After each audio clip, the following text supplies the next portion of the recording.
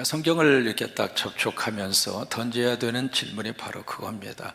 이 성경을 통해서 하나님이 어떤 메시지를 우리에게 주시려고 하시는 것인가? 로마서 속에 하나님이 담아 주시려고 하는 핵심적인 내용은 바로 뭐냐면 복음이었습니다. 이 복음이라고 하는 단어가 로마서 전체 속에서 14번 나옵니다. 몇 번? 꼭 대답해 주세요. 근데 14번 복음이라고 하는 단어가 나오는데 그 중에 로마서 1장 속에 복음이라고 하는 단어가 7번 나옵니다. 몇 번? 7번. 고마워요. 그러니까 로마서를 시작을 하면서 성령께서 바울을 통해서 로마서 1장 속에 복음을 그들에게 가장 먼저 제시합니다. 그래서 1장 1절을 보시더라도 하나님의 종 바울이 사도로 부르심을 받아 하나님의 복음을 위하여 택정함을 입었으니, 그게 로마서 1장 1절이거든요. 복음은 복음인데 어떤 복음? 하나님의 복음. 내 복음이 아닙니다. 내가 생각하는 복음이 아니에요. 여러분들이 생각하는 땅의 가치관과 땅의 기준을 가지고 생각하는 유앙게리온, 굿뉴스, 좋은 소식, 그게 아니라 이 말이에요. 무슨 복음? 하나님의 복음. 그러면서 이제 2절로 딱 가서서 이 복음이 뭔가, 거기에 대한 그 질문에 대한 답의 형태로 복음은 이런 것이다. 그래서 이제 복음에 대한 구체적인 내용을 우리에게 설명을 해 주시고 있습니다. 이 복음은 하나님께서 이미 선지자들을 통해서 그 아들에 관하여 이미 성경에 약속하시고 성경에 기록을 해 주셨다. 근데 그 아들이 과연 어떤 아들인가? 그래서 육체로는 다윗의 혈통으로 이 땅에 오신 분이고 성결의 영으로는 바로 부활하심으로 하나님의 아들로 인정받은 분이다. 그러면서 4절에 가서 보시면 2절에서 말씀하신 이 복음은으로 시작한 그 말씀의 결론이 4절 끝부분에 나옵니다. 이 복음이 바로 무엇인가? 7마디로 요약할 수 있습니다. 주 예수 그리스도라고 하는 단어입니다. 이게 복음이라고 하는 거예요. 한번 따라서 한번 해보십니다. 복음은 주 예수 그리스도이십니다. 믿어주시면 아멘. 이게 복음이에요. 이게 하나님이 주시고자 하는 굿뉴스이고 이것이 바로 우리가 믿고 있는 복음입니다. 여기 이제 예수라고 하는 말이 가운데 들어 있습니다만은 영어 번역에서는 Jesus Christ, our Lord, 그런 식으로 이제 순서가 조금 다르게 되어져 있습니다. 예수 그리스도는 우리의 주님이시다. 순서가 그렇게 되어 있거든요. 여기 이제 예수라고 하는 이 이름을 중심으로 해서 이 예수가 바로 마리아 요셉을 통해서 이 땅에 태어나신 육을 입고 이 땅에 오신 그분이라 이 말이에요. 예수라고 하는 그 이름의 뜻이, 그 예수가 바로 누구인가? 주다. 주라고 하는 것은 하나님이다 그 말이에요. 그러니까 예수가 하나님이다. 그 다음에 그 예수가 메시아다. 그 예수가 그리스도다. 여러분 이것을 마음으로 믿고 입으로 고백할 때 구원받습니다. 여러분 이게 복음이에요. 그러니까 로마서로 하는 이 성경을 통해서 하나님이 그것을 우리에게 담아 주시고 싶어서 로마서라고 하는 성경을 하나님이 우리에게 주신 거예요. 그런데 이 로마서 속에 양면성이, 복음 속에 양면성이 있습니다. 이 복음에 두 가지의 것이 나타났습니다. 나타났다는 이야기는 영어로 reveal했다 그 말입니다. 계시가 되었다 그 말이에요. 이 계시라고 하는 것은 하나님의 진리인데 그 하나님의 진리를 우리에게 열어서 보여주신 것을 revealed라, 계시가 됐다, 그렇게 표현을 쓰는 겁니다. 이 복음 속에 주 예수 그리스도 안에 하나님이 우리에게 보여주신, 계시되어진 일이 두 가지가 있습니다. 첫째로 뭐가 복음 속에 나타나고 계시가 되었는가? 첫째로 하나님의 뭐냐면 의입니다. 하나님의 의가 복음 안에 나타났습니다. 두 번째는 하나님의 뭐가 나타났는가? 진노가 나타났습니다. 그게 복음 속에 두 가지 것이 나타났다 이 말이에요. 로마서 1장 17절에 보시면은요, 로마서 전체 속에 가장 중요한 구절입니다. 여러분, 이 구절은 꼭 암송을 하셔야 할 정도로 가장 중요한 구절인데 같이 한번 고백하십니다. 복음에는 하나님의 의가 나타나서 믿음으로 믿음에 이르게 하나니 기록된 바 오직 의는 믿음으로 말미암아 살리람과 같으니라. 이것이 어디에 나타났는가? 복음 속에 나타났다 그 말이에요. 그래서 우리가 예수를 믿으면 하나님이 우리를 하나님의 자녀로 삼아 주십니다. 다른 것을 통해서는 하나님의 자녀가 될 수 있는 길이 있어요, 없어요? 없어요. 오직 예수밖에는 없습니다. 그러기 때문에 교회에 나오시고 그러기 때문에 예수를 믿어야 되는 이유가 바로 거기에 있습니다. 그래서 예수를 믿어야 우리가 십자가의 보혈의 피로 다 용서받고 우리가 구원받고 그리고 천국의 백성이 되고 그리고 우리 안에 영적 하나님의 축복을 부어주시고 아멘 할 때까지 계속할 거예요. 이것을 우리는 한마디로 압축해서 성광, 그게 바로 그거예요. 그게 어디에 나타났는가? 복음 안에 나타났어요. 여러분, 예수는 믿으시고 복음 안에서 그 복을 다 받아 누리시기를 주의 이름으로 축원합니다. 두 번째로 이 복음 안에 뭐가 나타났는가? 하나님의 진노가 나타났습니다.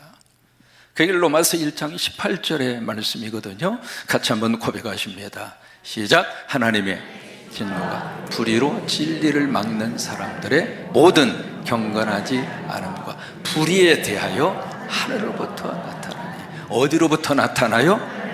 하나님께서 직접 진노하신다. 누구에게 진노를 하는가? 이게 두 사람이에요. 첫째, 불경건한 사람. 두 번째, 불의한 사람. 경건하지 않는 사람과 불의한 사람들에게 여러분, 그들 속에 복음이 있을까요? 없을까요? 없어요. 그들 속에 예수 그리스도가 있을까요? 없을까요? 없어요. 복음을 거부하고 하나님을 인정하지 않고 그런 사람들을 향하여 하나님이 뭐라고 말씀하시는가? 그대들은 불경건하고 불의한 자들이구나. 근데 그들에게 하나님이 어떻게 하시는가? 하나님이 진노하신다 이 말이에요. 여러분, 이 하나님의 진노는 과거형으로 끝난 게 아닙니다. 이 하나님의 진노는 지금 우리 삶 속에서 진행되고 있습니다. 우리가 지금 흔히 볼 수 있는 자연의 현상 가운데 하나가 지진. 여러분, 많이 뉴스를 들으시잖아요. 여러분, 그 지진이 하나의 자연적 현상으로 치부하고 끝내 버릴 수도 있습니다만은 이 세상의 모든 것을 주관하시는 분이 누구예요?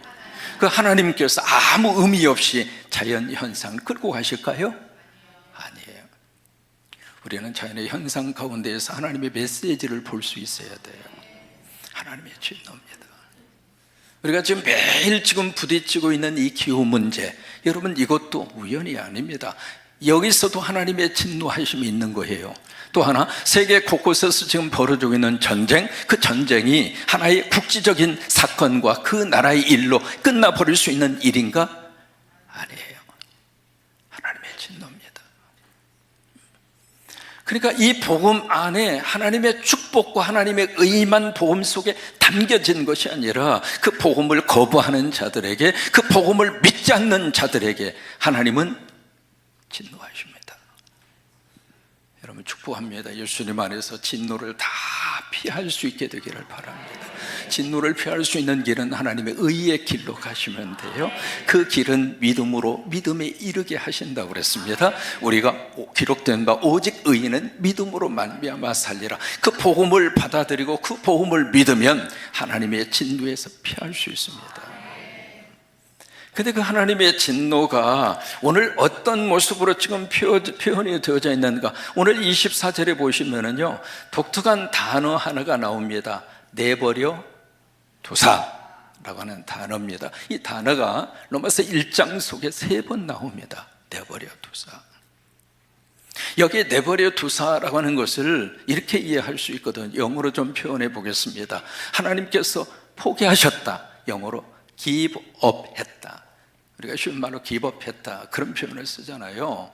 하나님이 포기하셨다. 하나님께서 완전히 더 이상 아무것도 하나님이 할 수가 없어서 두 손 두 발 들고 하나님이 give up 하셨다. 그것이 내버려 두신 것인가?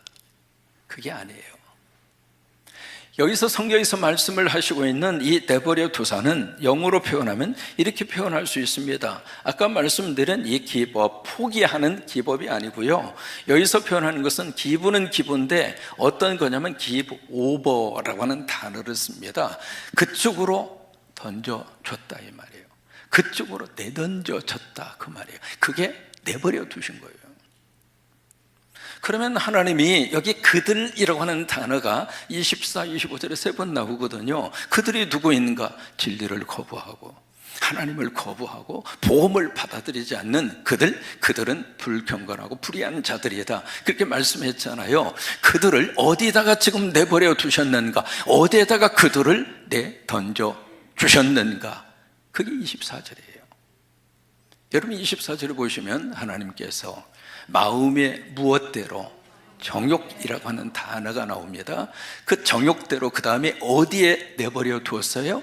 더러움에 내버려 두십니다. 거기에 마음의 정욕이라고 하는 것은 마음속에 있는 악한 욕망입니다. 그 악한 욕망대로 그들이 살기를 원하고 악한 욕망대로 그들이 고집스럽게 그쪽 방향으로 가기를 원하니까 그래? 그러면 너희들 마음대로 한번 살아봐. 처음부터 하나님이 그들을 그쪽으로 내던져진 게 아니에요. 하나님께서 그들을 어떻게 쓰든지 하나님의 자리로, 믿음의 자리로, 축복의 자리로, 의의 자리로 그들을 하나님이 어떻게 쓰든지 그들이 방향을 돌이켜서 하나님 있는 쪽으로 원했는데 그들이 그 말을 거부하고 자꾸 어디로 가는가? 나는 하나님 없이 살겠다. 하나님 내 인생에 간섭하지 마시라고, 나는 내 인생이니까 내 마음대로 한번 살아보겠다고 그러면서 그들이 고집스럽게 그 방향으로 지금 가고 있는 거예요. 가는 그들에게 하나님, 그래? 나 없이 한번 살아봐. 잘 살 수 있다며 한번 살아봐. 그래서 그들을 마음의 정욕대로 그들의 악한 그 마음의 욕망과 본성에 따라서 그들이 내버려 두니까 그들이 어떻게 했는가? 더러운 추악한 인생의 최고의 밑바닥의 삶을 그들이 가더라 이 말이에요. 여기 지금 불경건하고 불의한 자들을 하나님이 그렇게 내버려 두셨어요. 그래서 그들이 어떤 결과를 가져오게 됐는가? 24절 끝부분에 보시면은요, 바로 이런 현상들이 나타나게 됩니다. 그들의 몸을 서로 어떻게 해요? 욕되게 하게 하셨으니. 하나님이 하게 하신 게 아니에요. 본인들이 그 길을 고집스럽게 가고 싶은 거예요. 하나님이 하게 하신 것처럼 기록을 한 것뿐이지만 그 일을 자초한 것은 하나님이 하게 하신 것이 아니라 그들의 선택이에요. 여기에 몸을 욕되게 했다, 이 표현 자체가 뭐냐면 성적 타락입니다. 하나님 없이 살면 인간은 동물적인 본능밖에는 남지 않아요. 그 본능 가운데 마지막까지 우리 속에 꿈틀대는 본능이 성적 본능입니다. 그 성적인 타락의 길을 그들이 걸어가서 서로가 서로의 몸을 가지고 해서는 안 되는 추악한 짓들을 그들이 하더라 이 말이에요. 그래서 오늘 성경에서는 욕되게 했다, 그렇게 표현한 거예요. 여러분, 우리의 몸은요 너무 소중합니다. 고린도전서 3장 16절 말씀에 너희는 알아라, 너희는 하나님의 영이 거하시는 하나님의 성전이고 성령이 거하시는 전인 줄을 알지 못하느냐. 여러분 몸이 그렇게 소중해요. 한번 해보실까요? 내 몸은 하나님의 성전입니다. 여러분 몸이 너무 소중합니다. 그래서 우리 몸을 함부로 대하시면 안 돼요. 그래서 내가 내 몸을 좀 잘 대해 주세요. 먹고 싶은 거 있으면 꼭 몸에다가 대접해 드리시고, 남이 사주지 않으면 누가 사줘요? 내가 나한테. 누구 돈으로? 그래요. 여러분 몸이 너무 소중해요. 이 몸이. 그러니까 이 몸을 우리가 함부로 대하면 안 됩니다. 근데 이 몸을 지금 마음의 정욕에 더러움에 내버려 둠을 당하다 보니까 그 소중한 몸을 가지고 성적 타락의 길을 무차별적으로 가더라 이 말이에요. 하나님을 거부하고 부정하는 사유의 가장 첫 번째 나타난 현상 가운데 하나가 성적인 타락입니다. 여러분, 성이라고 하는 것은 하나님이 주신 너무 귀한 선물입니다. 성이라고 하는 그 관계를 하나님이 주셨기 때문에 오늘 우리의 생명이 있는 것이고 우리 가정의 후손들을 하나님이 주신 거예요. 근데 이 성의 선물은 하나님이 딱 제약을 시켜놨습니다. 결혼이라고 하는 울타리 안에다. 이것을 만약에 벗어나면 그 사회는 하나님의 진노의 사회로 빠져들게 됩니다. 그 안에서만 있어야 돼요.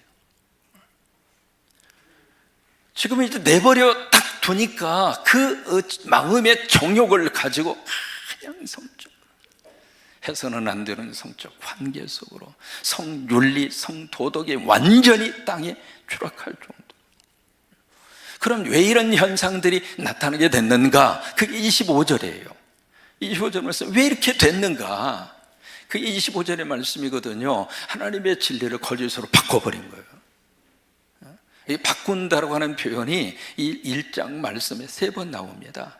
exchange라고 하는 뜻이에요. 여기 있는 것을 이쪽으로 다시 이렇게 바꿔치기 해버렸다, 그 말이거든요. 하나님의 진리를 거짓으로 바꿔버렸어요. 그러고 나서 그들이 무슨 짓을 했는가?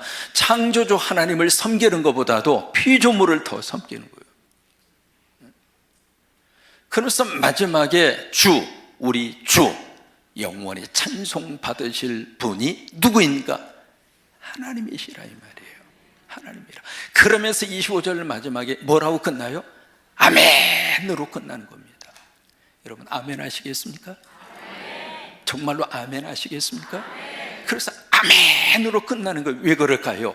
영원히 찬양받으실 하나님만 섬기고 성적 타락의 이 도시에서 어떤 일이 있어도 그 세계 속으로 내가 내버려 둠을 당하지 아니하도록. 여러분, 그래야 우리 가정이 삽니다. 그래야 우리 자녀들의 미래가 있습니다. 그래야 이 사회가 희망이 있습니다. 그래서 이제 마지막 25절에 그래서 아멘으로 끝나는 거예요. 여러분, 아멘은 3가지 뜻이 있거든요. 영어로 좀 소개해 드리겠습니다. 첫째로 아멘은 영어로 말하면 yes입니다. 예, 그렇습니다. 그게 아멘이에요. 두 번째 아멘의 뜻은 내가 당신과 동의합니다. I agree with you. 내가 당신과 동의하겠습니다. 세 번째는 내가 당신을 믿습니다. I trust in you. 그게 아멘의 뜻이에요. 근데 이 아멘이 구약 성경에서는 어느 때 아멘을 하는가? 3가지의 경우에 아멘을 해요. 첫째로 저주가 선포될 때 백성들이 아멘 그랬어요. 신명기 27장 28절의 말씀, 26절의 말씀 같이 고백합니다. 이 율법의 말씀을 실행하지 아니하는 자는 저주를 받을 것이라 할 것이고 모든 백성이 하나님의 저주가 선포될 때. 두 번째로 하나님 앞에 영광을 돌릴 때 백성들이 아멘 그랬어요. 느헤미야 8장 6절의 말씀 같이 있습니다. 에스라가 위대하신 하나님 여호와를 송축하며, 송축한다는 이야기는 하나님께 영광 돌리는 거예요. 하나님 앞에 영광을 돌리니까 모든 백성들이 손을 어떻게 하고 손을 다 들고 아멘을 몇 번 했어요? 2번. 한번 손 들고 아멘 아멘 한번 해보십시다. 시작. 아멘 아멘. 어느 때? 하나님이 영광 돌릴 때. 여러분, 사람 앞에 손 들고 아멘 하는 게 아니에요. 그 어떤 인간도 두 손 들고 아멘 아멘을 받을 만한 인간은 이 땅에 없어요. 오직 하나님께만 손 들고 하나님 영광 받아주세요. 그리고 외친 고백이 아멘 아멘이라 이 말이에요. 세 번째, 어느 때 아멘 했는가? 맹세할 때. 그때 아멘을 했어요. 느헤미야 있는 말씀 같이 한번 예레미야 11장 5절의 말씀 같이 읽습니다. 내가 또 너희 조상들에게 한 맹세는 그들에게 젖과 꿀이 흐르는 땅을 주리라 한 언약을 이루리라 한 것인데 오늘이 그것을 증언하느니라 하라 하시기로 내가 대답하여 이르되 아멘. 맹세할 때. 그 다음에 신약으로 오시면은요, 예수님도 아멘을 하세요. 근데 구약의 아멘과 사도들이 한 아멘과 예수님의 아멘은 달라요. 특히 요한복음을 보시면은요, 요한복음 속에 자주 등장하는 단어가 있습니다. 무슨 단어냐면 이 단어예요. 진실로. 성광교회 교인들은 이 단어를 잊어버릴 수가 없을 거예요. 근데 이 단어가 이 요한복음 속에 굉장히 많이 등장하고 있는데, 저는 이제 이 말씀을 가지고 해석하고 말씀을 가지고 설교자로 살면서 차라리 이 진실로라고 하는 단어를 번역하지 말고 그냥 원문 그대로 살려줬으면 얼마나 좋았을까. 아쉬움을 갖는 단어가 이 단어예요. 뭐냐면 이 진실로라는 단어는 아멘이라는 뜻이에요. 차라리 그냥 아멘이라고 하지 뭐라고 구태여 번역을 했을까? 우리가 할렐루야라고 하는 단어 구태여 번역할 필요가 없잖아요. 그냥 할렐루야 그러면 다 되잖아요. 아멘도 마찬가지예요. 근데 요한복음 속에 진실로 진실로 한 번 아니라 두 번 반복해서 나오는 요한복음에 진실로 진실로 아멘 아멘이 25번 나옵니다. 몇 번? 25번. 고마워요. 25번 나와요. 근데 예수님이 이 아멘 아멘이라고 하는 단어를 쓸 때 꼭 나오는 예수님의 패턴이 있습니다. 아멘 아멘 그 다음에 뭐가 나오는가? 에고라고 하는 말이 나오는데 그걸 한국말로 번역하면 내가라고 하는 뜻이에요. 이게 예수님이 아멘을 쓰시는 예수님의 표현의 방법인데, 한 가지 예를 들어 드릴게요. 요한복음 3장 3절입니다. 같이 읽으실까요? 예수께서 대답하여 이르시다 진실로 진실로. 그 진실로 진실로가 뭐라고요? 아멘 아멘 아멘 아멘. 그 다음에 내게 이르노니 라고 하는 단어 앞에 내가 그게 들어있는 거예요. 아멘 아멘 내가 너희에게 이른다. 그게 요한복음이에요. 여러분, 그러니까 그 말씀 속에서 뭘 우리에게 주시고 있는가? 아멘은 누가 아멘이에요? 예수님이 아멘이다 이 말이에요. 내가 아멘이다. 차상영이가 아멘이 아니라 예수님이 아멘이다 그 말이에요. 여러분, 아멘 하실 때 그걸 꼭 기억하고 아멘 하셨으면 좋겠어요. 그 아멘을 받으실 분은 누구예요? 예수님이에요. 그래서 아멘 아멘 에고 아멘 아멘 내가 너에게 이른다. 그래서 요한복음에 그렇게 말씀하시는 거예요. 그 다음에 사도들이 아멘하는 케이스, 로마서 속에 말씀을 쭉 기록을 하시면서 마지막에 아멘으로 끝나는 구절이 5절 나와요. 오늘 첫 번째 나오는 아멘이거든요. 이 25절 말씀에 쭉 말씀을 기록하시면서 이게 경건하지 않고 불의를 치닫으면서 결국 하나님이 그래 너희의 마음에 정욕되어 더러운 짓 한번 해볼 수 있는 까지 해봐 하고 하나님이 그쪽으로 기브 오버 내던져 주셨단 말이에요. 그러니까 이 백성들이 막 육체에서 나오는 본능을 따라서 큰 성적으로 추잡한 짓을 골라가면서 그런 짓을 하면서 사는 그들에게 뭐가 임하는가? 하나님의 진노가 임할 것이다.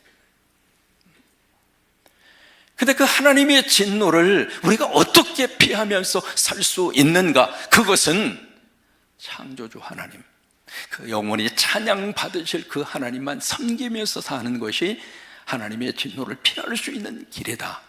그것을 딱 선포한 다음에 그리고 나서 아멘입니다. 그래서 아멘이라고 쓴 거예요. 이건 내 말이 아니라, 내가 이 글을 쓰고 있는 바울의 말이 아니라 성령을 통해서 하나님이 주시는 말씀입니다. 그 마음의 고백을 담아서 아멘이라고 25절의 말씀을 쓰고 아멘이라고 쓴 거예요. 오늘 우리 안에 이 아멘의 복이 넘치기를 주의 이름으로 축원합니다. 우리 성광교회는 하나님 말씀 앞에 아멘하는 교회가 되고, 여러분들 한 분 한 분이 다 아멘 성도가 되셔서, 그래요, 하나님의 진노를 피할 수 있는 길은 여호와 하나님만 붙잡고 그분만 예배하고 그 하나님 앞에 아멘하는 사람, 그 사람이 하나님의 의의 자리에 이룰 수 있고, 이 한 해를 예수 안에서 영혼이 잘 되고 범사가 잘 되고 강건한 복으로 여러분들을 지켜주시고 보호하시고 역사하시게 될 줄로 믿습니다.